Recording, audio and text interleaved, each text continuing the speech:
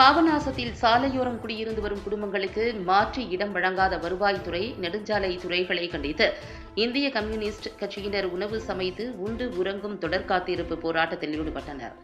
தஞ்சாவூர் மாவட்டம் பாபநாசம் தாலுகா அண்டக்குடி கிராமத்தில் திருவையாறு கும்பகோணம் நெடுஞ்சாலையில் நீண்டகாலமாக சாலையோரம் குடியிருந்து வரும் குடும்பங்களுக்கு மாற்று இடம் வழங்காத வருவாய்த்துறையை கண்டித்தும் குடியிருப்பவர்களை அகற்ற முற்படும் தமிழக அரசின் கட்டுப்பாட்டில் உள்ள மாநில நெடுஞ்சாலைத்துறை அதிகாரிகளை கண்டித்தும் இந்திய கம்யூனிஸ்ட் கட்சியின் சார்பில் ஒன்றிய செயலாளர் முரளிதரன் தலைமையில் உணவு சமைத்து உண்டு உறங்கும் தொடர் காத்திருப்பு போராட்டம் நடைபெற்றது.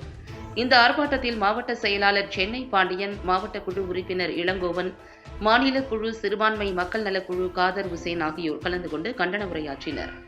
இதில் ஒன்றிய குழு உறுப்பினர்கள் செல்வகுமார், கஸ்தூரி, அன்னக்கிளி, மகேந்திரன், ராமதாஸ் மற்றும் பெண்கள் உட்பட 50க்கும் மேற்பட்டோர் பாபநாசம் வட்டாட்சியர் அலுவலகம் முன்பு உணவு சமைத்து உண்டு உறங்கும் தொடர் காத்திருப்பு போராட்டத்தில் ஈடுபட்டு வருகின்றனர்.